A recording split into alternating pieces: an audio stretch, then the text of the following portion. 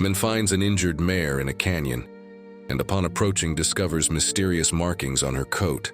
This animal held secrets that would change lives forever. Between ancient symbols and a hidden community in the mountains, he embarks on a journey of redemption no one could have predicted. A story about emotional scars, ancestral knowledge, and the power of connection. Prepare to be moved. Leave a like, subscribe to the channel, and comment where you're watching from. What happens when an unexpected encounter completely transforms a life marked by loneliness? In the depths of a forgotten canyon, where the wind whispers ancient secrets among the towering rocks, a man and an injured animal are about to rewrite the fate of an entire community. The first light of morning could barely pierce the dense clouds hanging over the remote mountain range. The moisture-laden air announced the approaching storm as Michael walked the narrow dirt path winding between the rock walls. His steps were firm, but his eyes, those eyes that had witnessed more pain than anyone should bear, wandered restlessly over the rugged landscape, as if searching for something even he couldn't identify. Michael carried the weight of the world on his stooped shoulders. At 35, his face already bore deep lines that told stories of sleepless nights and relentless work. It wasn't just the harsh elements of the high country that had carved those lines onto his face. It was guilt, a guilt that had consumed him for years, ever since that fateful afternoon when he couldn't save his father during the accident on the ranch. If only I'd arrived 5 minutes sooner. That thought tormented him like a ghost that refused to leave, whispering in his ear during the long, sleepless nights. It was the sound, a low, almost imperceptible moan that first caught his attention. Michael stopped abruptly, his senses sharpened by years of living in isolation with nature. He tilted his head slightly, trying to pinpoint the source of the lament that seemed to come from the bowels of the earth. The sound came again, weaker, this time like the last gasp of a life slipping away. The canyon opened before him like a wound in the mountainside. Loose stones slid under his worn boots as he carefully descended the steep slope, guided only by instinct and that distressing sound calling to him. That's when he saw her, a chestnut mare fallen among the sharp rocks, her elegant body now twisted into an unnatural position. Blood flowed from a deep wound on her flank, forming a dark pool that contrasted dramatically with the light-colored earth. Her eyes, large and expressive, met Michael's with an intensity that made him freeze. There was something in that look, Michael would later recount, something that struck me like lightning. It wasn't just pain or fear. There was an intelligence there, a silent plea that seemed to know the darkest corners of my soul. The mare's breathing was shallow and irregular, her body trembling with the effort of each inhale. Anyone else might have concluded the animal was beyond help, that the kindest thing would be to end her suffering. But Michael wasn't just anyone. In that instant, looking at the dying creature, he saw the chance for redemption he had sought for so long. "It's going to be okay," he murmured, approaching slowly so as not to startle the animal. "I'm here now." As he knelt beside the mare, Michael noticed something peculiar that made his heart race. On the animal's coat, partially obscured by mud and blood, were unusual markings, intricate symbols that were clearly not natural. They looked deliberately painted, forming patterns that evoked an ancient, forgotten language. "Who did this to you?" he asked quietly, more to himself than to the animal. His experienced hands carefully examined the wound, assessing the extent of the damage. It was serious, but not necessarily fatal. If he could stop the bleeding and prevent infection, there was a chance. It was then that his fingers, moving gently through the mare's tangled mane, found something that shouldn't be there, a small, leather pouch, skillfully hidden among the thick hair of the animal's neck. Michael hesitated for a moment, instinct telling him he was about to cross an invisible threshold into unknown territory. Carefully, he removed the pouch and opened it. Inside, he found two objects that would change the course of his life forever. An old map, yellowed with time, covered in notes in a language he didn't recognize, and a faded photograph showing the smiling face of a small child. Distant thunder echoed through the mountains, as if announcing the storm about to break over his life. Michael tucked the objects into his shirt pocket and turned his attention back to the injured mare. There was no time to waste. "I'm going to get you out of here," he promised the animal, his voice firm despite the uncertainty he felt. "But I need you to trust me." As if understanding his words, the mare relaxed slightly, her eyes never leaving Michael's as he improvised a bandage with his own torn shirt. With tremendous effort, he managed to lift the heavy animal enough to slide an old blanket. He carried in his backpack underneath her, creating a surface he could drag. Hours passed as he struggled to move the injured mare up the steep path leading to his isolated cabin. The rain began to fall, first in scattered drops, then in dense curtains that turned the ground into slippery mud. With every step, Michael felt his muscles scream in protest, but he refused to give up. There was something about this encounter that resonated deeply with his own story of pain and loneliness. When they finally reached the small log cabin Michael called home, both were soaked and exhausted. With the last vestiges of his strength, he managed to settle the mare in the small barn attached to the house, on an improvised bed of fresh hay. By the flickering light of a lantern, Michael examined the wound again, now cleaned of dirt and dried blood. It was a deep cut, likely caused by a fall onto the sharp rocks of the canyon. Or perhaps something else. There was a regularity to the wound that bothered him, as if it had been deliberately inflicted.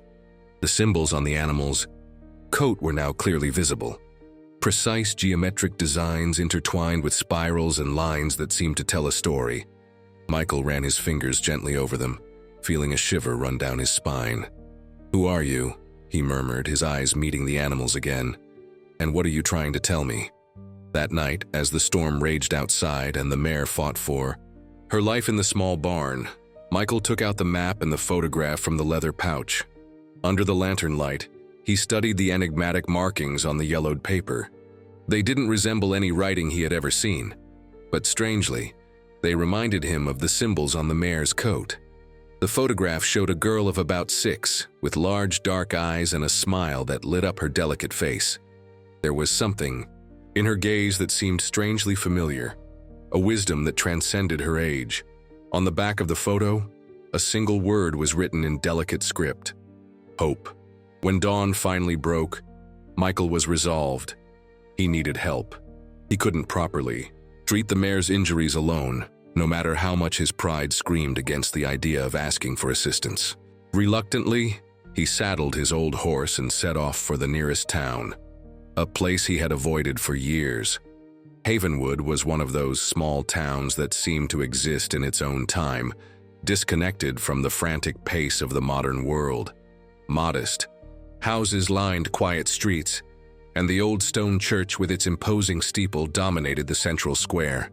It was there that Michael headed first, knowing that after the morning service, he would find the person he was looking for. Dr. Evelyn Reed was a living legend in Havenwood. At 78, she had been the region's only veterinarian for nearly 5 decades, bringing generations of animals into the world and saving countless lives with her skilled hands and profound knowledge. Now, semi-retired and replaced by young vets from the city, she rarely took on new cases. "Dr. Reed," Michael called out, timidly approaching the white-haired woman descending the church steps. "I need your help." The elderly woman's eyes, still sharp as an eagle's, studied Michael for a long moment, before a flicker of recognition lit them up. "Michael Ferreira," she said, her tone a mixture of surprise and suspicion. "I thought you'd sworn never to set foot in this town again." "And I would have kept my promise if it weren't an emergency," he replied, the tension evident in his voice. "I found an injured mare in the canyon. She's in critical condition." Evelyn crossed her arms, skepticism clear on her face, wrinkled by time and worry. "And why didn't you go see Dr. Paul? He's the one handling cases now." "Because I don't trust him," Michael answered without hesitation. "And because I know you've seen things that would bring those young doctors to their knees." The old vet raised an eyebrow, a faint smile appearing at the corner of her lips. "You always had a way with words, Michael. But why should I give up my well-deserved rest to help an animal that's probably beyond saving?" It was then that Michael did something unexpected.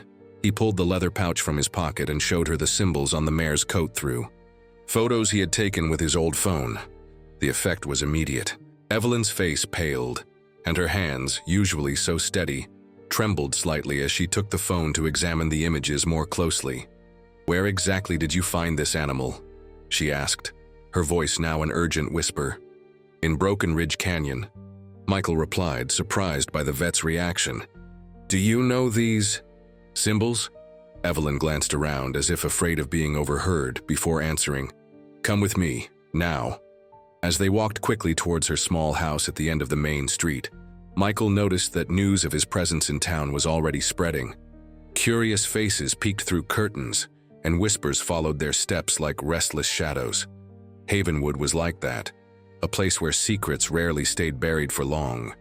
In Evelyn's modest living room, amidst old veterinary books and yellowed photographs of simpler times, the elderly woman finally spoke, her voice filled with a gravity Michael had never heard before.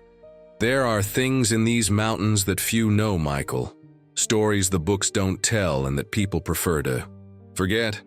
She took an old volume from a dusty shelf, its pages so fragile they looked like they could crumble at a touch.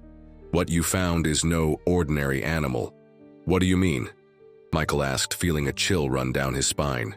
"These symbols," Evelyn pointed to the photographs, "are an ancient form of writing, used by communities that settled in the most remote parts of these mountains centuries ago.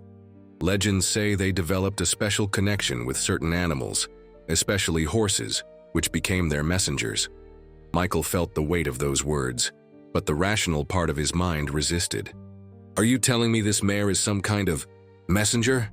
"I'm telling you there are more mysteries in this world than your skeptical mind can comprehend, son," the old woman retorted with an enigmatic smile. "And that if this mare came to you, carrying these symbols and this pouch, there's a reason that transcends chance." Before Michael could argue, Evelyn was already gathering medicines, bandages, and surgical instruments into an old leather bag. "The mare is pregnant, isn't she?" she asked without looking up from her task. Michael blinked, surprised. "How did you know?" "I only realized it myself after hours of caring for her." "Because that's how they send their most important messages," Evelyn replied, now ready to leave. "Life within life, hope within hope. Let's go, we don't have time to waste." The return journey to the cabin was tense and silent. Michael felt torn between gratitude for Evelyn's help and unease at the implications of her words. Part of him wanted to believe he had simply found an injured animal, nothing more. But another part, a part he kept carefully buried, resonated with the possibility of something larger, something that could finally give meaning to the emptiness he had carried for so many years. Upon arrival, they found the mare still alive but weaker. Her breaths were shallow, and her eyes, once so vibrant, seemed clouded with pain. Evelyn worked with the calm efficiency of someone who had danced with death countless times and knew exactly how to lead the steps. "The wound is deep, but clean," she observed as she skillfully stitched the torn flesh. "This animal is strong, she has the will to live, and the foal seems unharmed, which is a miracle considering the fall she must have taken." "So she'll survive?" Michael asked, hope evident in his voice. "That," replied Evelyn, her eyes never leaving her meticulous work, "will depend as much on her as on you. The next few days will be critical. You'll have to be her eyes when I'm not here, her hands when she needs care, and her heart when her will to fight begins to falter." Thus began the most unlikely of partnerships. The elderly veterinarian, whom everyone thought had hung up her boots, visiting daily the isolated cabin of the man the town had practically forgotten, both united by the fate of a mysterious animal, carrying secrets deeper than either could imagine. As days turned into weeks, the mare slowly regained her strength. The first moment she managed to stand again was like a sunrise after the longest night for Michael. He had slept beside her in the barn, fearing each breath might be her last, praying to deities he no longer believed in. But it was the animal's behavior after her initial recovery that began to convince even the skeptical Michael that something truly extraordinary was happening.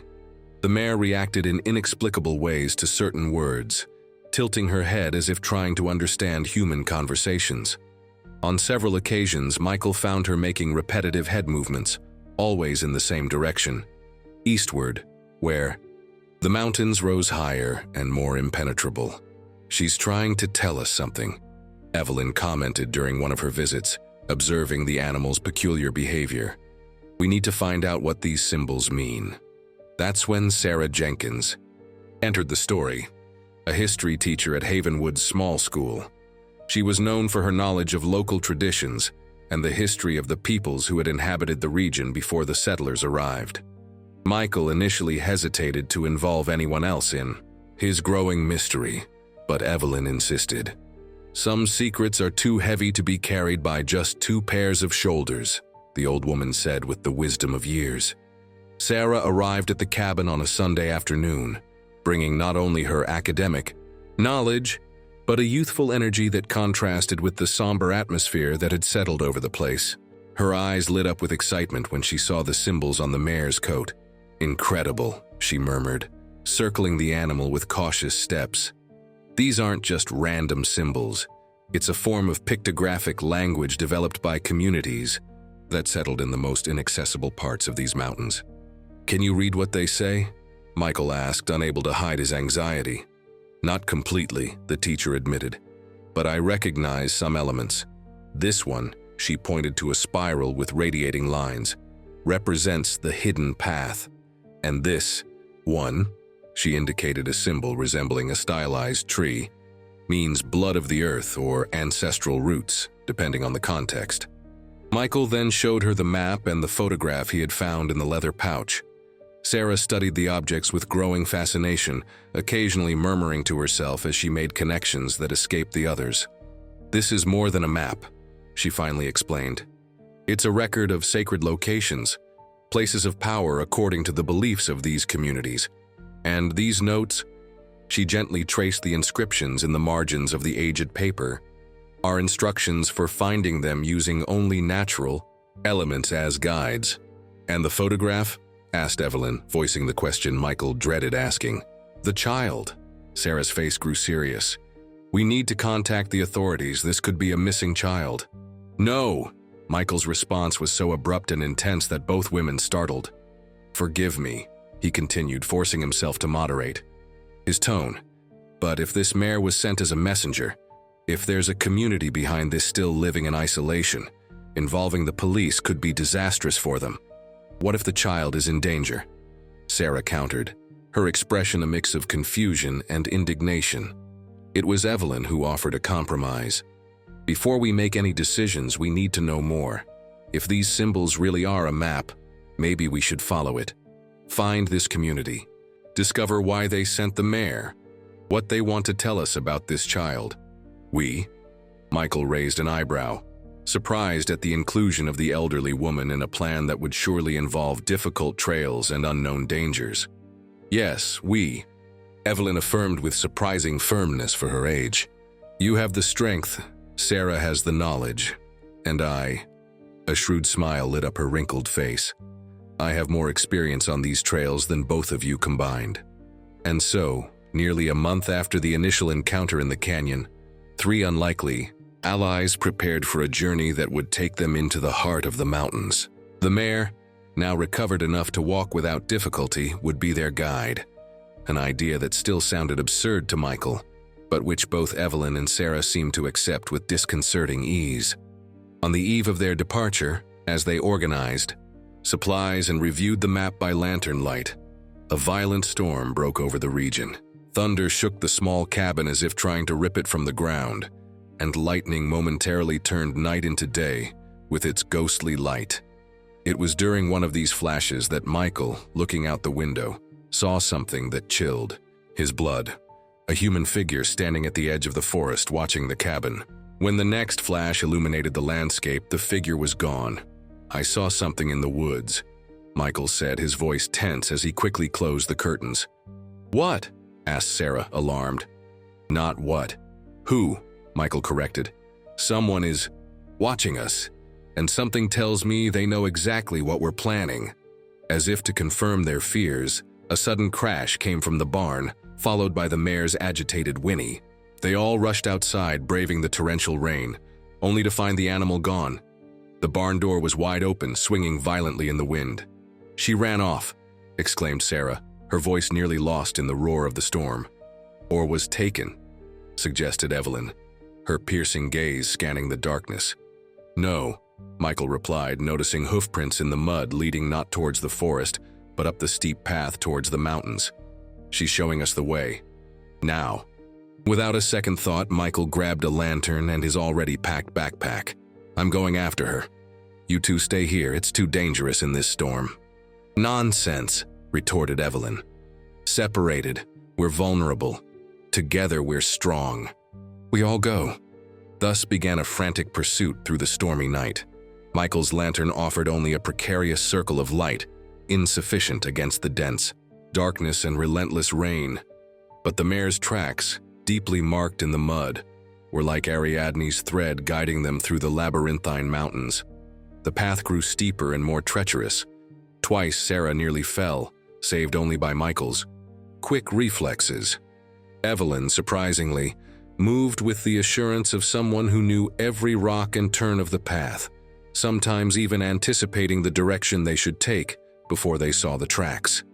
It was she who first spotted the cave entrance, an almost invisible fissure in the mountainside, partially covered by dense vegetation.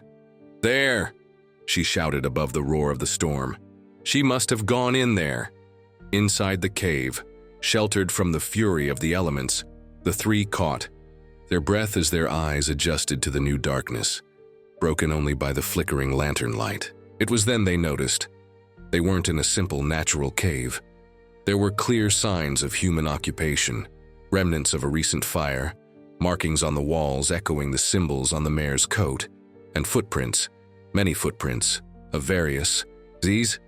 Someone lives here, murmured Sarah, her voice a mixture of awe and fear as she examined the wall markings. No, corrected Evelyn, her gaze fixed on the depths of the tunnel extending beyond the lantern's reach. No one lives here. This is just a passage point, a portal. To where? Michael asked, feeling a chill that had nothing to do with his soaked clothes. As if in answer to his question, a familiar whinny echoed from the depths of the cave. The mare was calling them. To go forward meant abandoning the last tethers to known reality, plunging into a world of possibilities that challenged everything Michael believed possible. For a moment, he hesitated, the weight of his skepticism pulling him back towards the safety of the familiar. It was Sarah who took the first step forward. We didn't come this far to give up on the edge of the precipice, she said, her eyes shining with determination in the flickering light.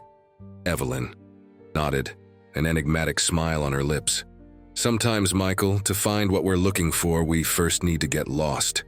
And so, three solitary figures advanced into the bowels of the mountain, guided only by the fragile light of a lantern and the insistent call of an animal that had crossed the boundary between messenger and spiritual guide. The tunnel stretched for hundreds of yards, sometimes so narrow they had to pass sideways, other times opening into natural chambers decorated with stalactites and stalagmites that glittered like jewels in the lantern light. All along the way, symbols similar to those on the mare marked the walls, some fresh, others faded by time immemorial. It's a story, Sarah explained as they walked, her fingers reverently tracing the symbols. They're telling the journey of their people, their flight from bondage, the search for freedom in the mountains. And these are more recent, observed Evelyn, pointing to markings that seemed to have been made only days ago. They speak of a child, taken by force. Michael felt his heart quicken. The photograph in the leather pouch, the innocent face of the smiling girl. The child in the photo, he murmured. She was kidnapped. Before anyone could answer, the tunnel ended abruptly, opening onto the most astonishing spectacle. Before them lay a hidden valley, protected on all sides by towering mountains, an entire world concealed from the eyes of the outside world. The storm had passed, and the night sky blazed with thousands of stars, illuminating a scene that seemed straight out of a dream. Simple houses built from natural materials were scattered organically across the landscape. Lush gardens grew in concentric spirals, and in the center of the valley, a circle of ancient stones marked what appeared to be a community gathering place. People moved by torchlight, their faces impossibly calm considering the unfolding drama. And there she, was the Mare, standing in the center of the stone circle, like a queen awaiting her subjects. Around her, men and women of all ages, dressed in simple but richly decorated clothes bearing the same enigmatic symbols, watched the newcomers with a mixture of apprehension and hope. An elderly woman, whose white hair was elaborately braided with beads and feathers, stepped forward. Her face, marked by time and wisdom, carried a dignity that made Michael instinctively bow his head in respect. "You heard the call," she said in perfect English, though with a peculiar, old-fashioned lilt. "The messenger has fulfilled her mission." "Who are you?" Michael asked, finally finding his voice. "We are the keepers of the mountains," the elder replied, "descendants of those who found freedom in these heights, when the world below offered only chains and whips. We have lived in isolation, by choice preserving knowledge the outside world forgot long ago." Sarah stepped forward, her eyes shining with barely contained emotion. "The hidden mountain communities," she murmured reverently. "I thought they were just legends, bedtime stories." The elder smiled, but it was a smile tinged with sadness. Sometimes it is better to be considered legend than to face the greed of those who see the land only as something to be owned and exploited. It was Evelyn who asked the question burning in all their hearts. "The child in the photograph, who is she?" The elder's face contorted in pain, a mask of suffering that made Michael feel as if something cold and sharp had pierced his own chest. "My granddaughter," she answered, her voice barely a whisper. "My hope, taken 6 moons ago by men who covet our lands, our waters, our knowledge." The new developments in the region, Sarah realized, the pieces of the puzzle finally clicking into place. They're expanding mining operations in the mountains, but they need the consent of the traditional communities, or eliminate them. Evelyn completed, her tone grim. "If there's no recognized community, there's no need for consent." Michael felt a rising fury consume him. Where is she now, and who is responsible? The elder approached him, her eyes studying his deeply, as if she could read every scar on his soul. "You carry much pain, man of hidden wounds. Pain for those you couldn't save in the past." Michael recoiled, uncomfortable with the accuracy of her observation. How could this woman, whom he had never met, know his most intimate burden? "The Mare chose you," the elder continued, "because she recognized in you a kindred spirit, someone who understands what it means to be marked by fate." "You didn't answer my question," Michael insisted, struggling to keep his voice steady. "We don't know exactly where they hold Hope captive," the elder replied, "but we sent our messenger with all the clues we could gather. The map shows not only the path to our valley, but also the locations where we believe they operate." She gestured towards the Mare. "And she carries in her womb the greatest hope of all, a new life that will perpetuate the line of messengers, animals born with the mark of our people, capable of finding paths human eyes cannot see." It was then that Michael understood the true nature of the symbols on the animal's coat. They weren't painted, but a unique genetic trait, passed down through generations of careful selection and deep spiritual connection. "Why didn't you seek us out sooner?" asked Evelyn, her voice betraying her emotion. "I would have helped. I always knew there was something more in these mountains than met the eye." "Some of us wanted to," the elder admitted, "but generations of betrayal taught us to fear the outside world. It was only when they took Hope that we realized our isolation, which had protected us for so long, now made us vulnerable." A murmur went through the assembled crowd, and the onlookers stepped back to make way for a young man carrying what looked like a precious bundle, wrapped in elaborately decorated cloth. "Time runs short," the elder said, accepting the bundle and handing it to Michael. "Tonight, under the full moon, we sense that Hope is in greater danger than ever. You must leave immediately." Michael carefully unfolded the cloth, revealing an object that made his heart stop. A small handmade doll, crafted from colorful fabrics and decorated with the same mysterious symbols. Around the doll's neck, a cord held a small crystal that seemed to capture and reflect the starlight with supernatural intensity. "The Wayfinder Stone," the elder explained, "woven with Hope's hair and blessed with our oldest magic. It will guide you to where our child is being held."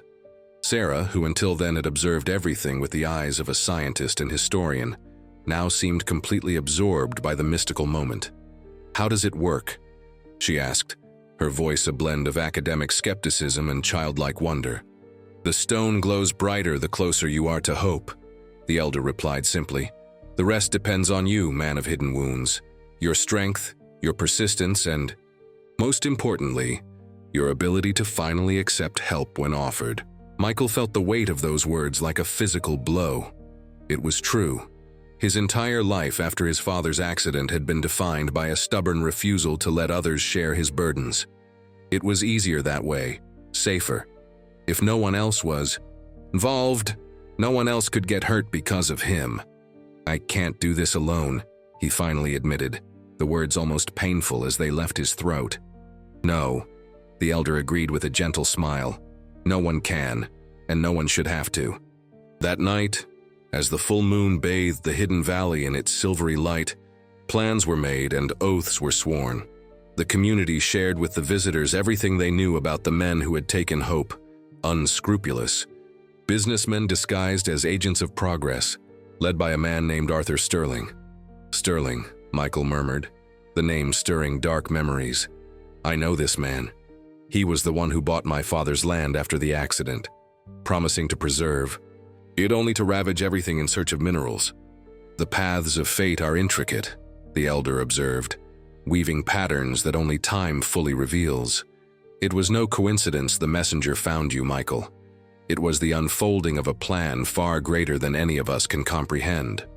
At dawn, as the first rays of sun painted the sky in hues of pink and gold, 3 figures and a mare left the hidden valley, carrying the hopes of an entire community. The crystal on the doll's neck pulsed with a soft light, pointing unfailingly south, towards the lands that had once belonged to Michael's family, now transformed into Arthur Sterling's base of operations. The journey was arduous, testing the physical limits of them all. Evelyn, despite her advanced age, moved with the fierce determination of someone who knows they are living their last great moments. Sarah brought not only her academic knowledge but also a growing understanding of the traditions she had previously only studied in books. And Michael felt transformed. Each step took him further from the broken, solitary man he had become after his father's death, bringing him closer to the man he could have been, still could be. It was during the second night of their journey, camped on the slopes of a hill overlooking the valley where Sterling's excavators and bulldozers had turned the landscape into open scars on the earth, that the mare began to act strangely. Restless, nervous, she circled the camp as if sensing imminent danger. "Something's wrong," murmured Evelyn, watching the animal's behavior. At that moment, the crystal on the doll Michael carried began to pulse with alarming intensity, emitting an almost blinding glow. "Hope!" exclaimed Sarah, pointing towards a complex of buildings surrounded by barbed wire fences and guards. "She must be in there." Michael studied the compound through binoculars, his heart racing as he noticed unusual activity. "They're loading equipment onto trucks. Looks like they're preparing to leave, or to move something or someone."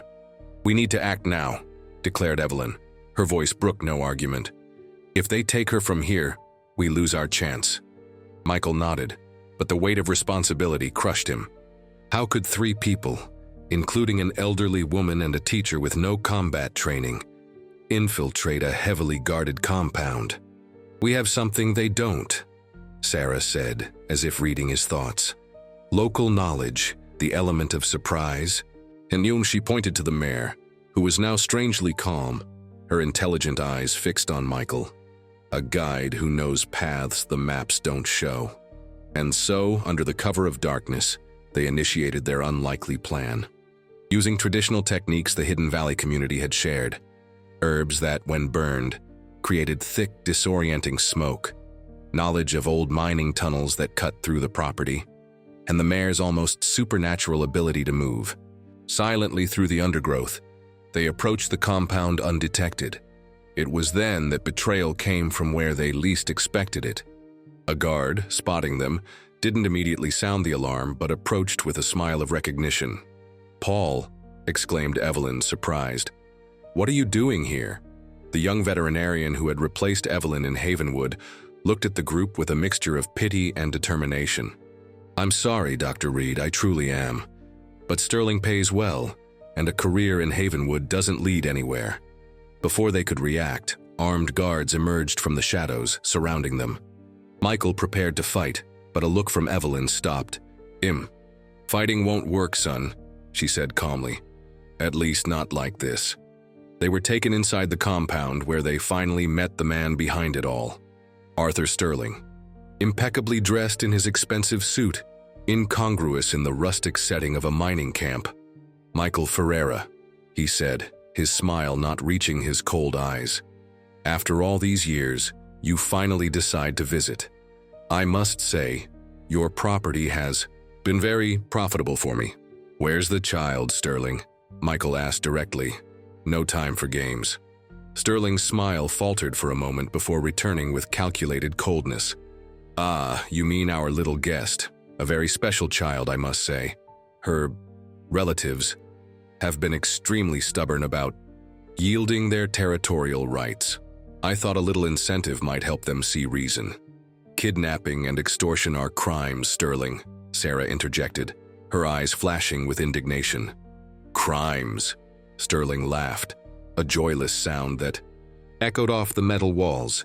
"Who's going to report it? An old hermit, a history teacher from a forgotten town, and an old vet? And even if you did, who would believe stories about secret mountain communities and messenger horses?" It was then that the unexpected happened. The mare, who had been brought in with them, suddenly reared, whinnying so loudly the sound reverberated throughout the entire compound. At the same instant, the crystal on the doll, still with Michael, began to glow with blinding intensity. Taking advantage of the momentary distraction, Michael broke free from the guards with an explosion of strength born of desperation. In seconds, chaos erupted, guards shouting, equipment falling, and in the midst of it all, the mare bolting through doorways and knocking down anyone who tried to stop her. Michael followed the animal, guided by the ever-intensifying glow of the crystal. They rounded corners, climbed stairs, until finally reaching a small locked room. The mare stopped before the door, her eyes fixed on Michael with the same intensity he had noticed that first day in the canyon. With a powerful kick, Michael broke down the door, and there she was. Hope, the girl from the photograph, huddled in a corner, her large eyes wide with fear and surprise. Upon seeing the mare, however, her face lit up with recognition and joy. "Messenger!" she exclaimed, running to hug the animal's neck. "You brought help!" There was no time for explanations or emotional reunions. Guards were approaching, and they needed to act quickly. Michael lifted the child into his arms, mounted the mare, and with a boldness he didn't know he possessed, rode through the compound's corridors, knocking aside anyone who tried to stop. Outside, they found Evelyn and Sarah, who had managed to break free in the ensuing chaos. Together, they fled into the darkness of the forest, pursued by armed guards and the furious shouts of Arthur Sterling. It was only when they were deep within the dense mountain vegetation that Michael realized he was injured. A bullet had grazed his side during the escape, and blood now soaked his shirt. The adrenaline of the moment had masked the pain, but now it came in increasing waves, threatening to overwhelm his consciousness. "We need to stop," murmured Sarah, noticing his pallor. "You're losing too much blood." "We can't stop," Michael argued through clenched teeth. "They're still looking for us." It was Hope, with wisdom transcending her few years, who offered the solution. "I know a place," she said quietly. "A sacred place where the bad men will never find us. Messenger knows the way." And indeed, the mare seemed to know exactly where to go, guiding them through paths so narrow and hidden they seemed non-existent to untrained eyes. Hours later, when the moon was high in the sky and Michael struggled to remain conscious, they reached a small clearing hidden among rock formations. In the center of the clearing, a natural spring bubbled from the rock, its crystal-clear waters shimmering under the moonlight as if made of liquid silver.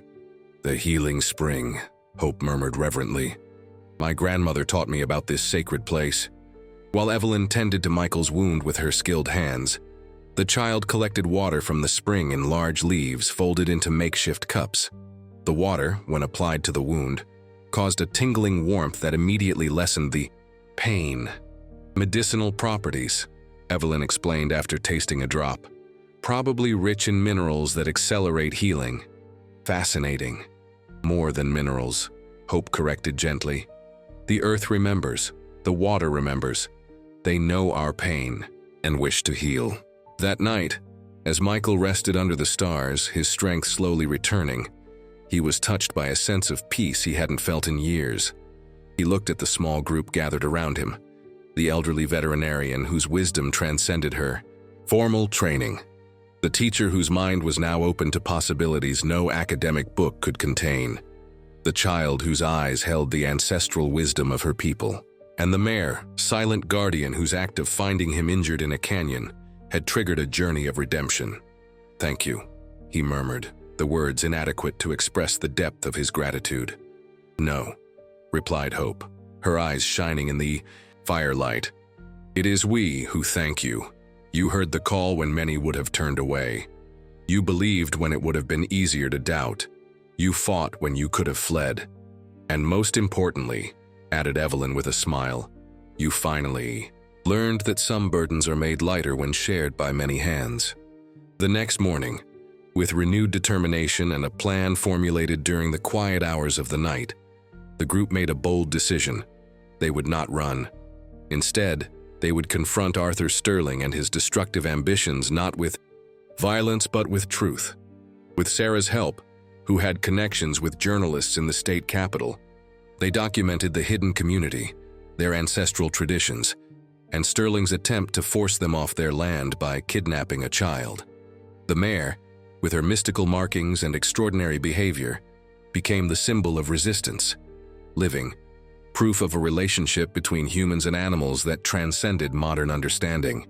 When the authorities finally arrived, they were met not by a hermit, a teacher, and an elderly veterinarian, but by representatives of a traditional community protected by the state's cultural preservation laws, supported by irrefutable evidence of crimes committed in the name of progress.